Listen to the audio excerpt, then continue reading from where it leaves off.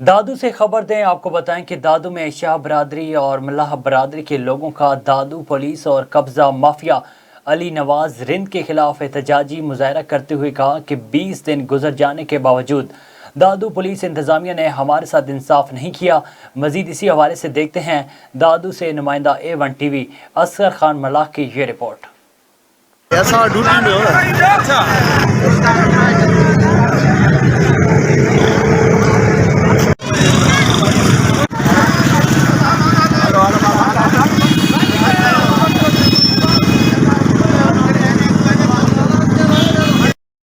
यहाँ अभी मैं मौजूद हूँ दादू पुलिस हेडक्वार्टर के सामने।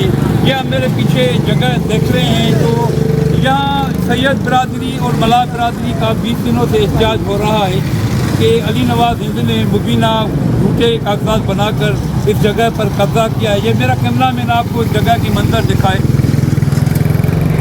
ये जगह है सैयद बरादरी और मल्लाह बरादरी के लोगों की, तो उनका कहना है कि अली नवाज हिंद ने इस जगह पर झूठे कागजात बनाकर मुबीना कब्जा किया है। नाम है आपका?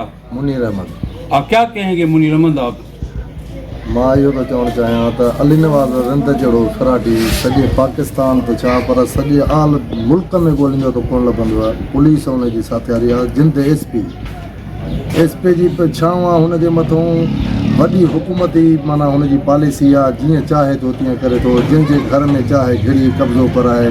सैयदनि जा ॿार हिन महिल रोड ते लाथा अथसि, मल्हाहनि हुन में खंबराणी आहिनि, वॾी हुननि सां ज़्यादती आहे। पुलिस चुप करे वेठी आहे, रोज़ु धरणो था हणूं, केरु कुझु चवण लाइ तयारु कोन्हे को। हाणे खूनरेज़ी जे पोयां आहे पुलिस चवे थी त तव्हां वञी मरो जा मारियो। हाणे जे असां कुझु करे था वञूं पंहिंजे हक़ नहीं जगह पर कितने दिन हो गए कब्जा किया हुआ? 15 ॾींहं 16 ॾींहं सही थी आहे। ॼण धाड़ेलनि ते बि ईअं रेट कोन्हे को जीअं हिन मिसकिननि ते रेट थियो आहे। हिकिड़ो नाजाइज़ इलीगल डॉक्यूमेंट जे करे हुननि एतिरो ज़ुल्म कयो आहे जो केर बि हुनखे चवण वारो कोन्हे को। जेके बि हितां जा माण्हू आहिनि वॾी माना जीअं पोस्ट वारा, उहे बि हुनजा हामी आहिनि।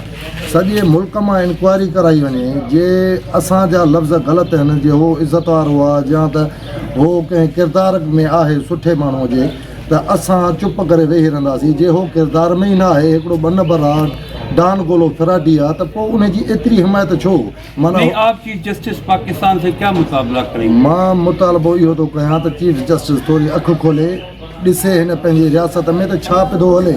यज़ीदनि खां वधीक हिते हुकूमत थी वई आहे जेका कंहिं कम जी रही आहे। इंसाफ नहीं मिलता। इंसाफ त परे थी वियो, पर इंसाफ जी धप ई कान्हे हिन मुल्क में, का शइ न रही आहे।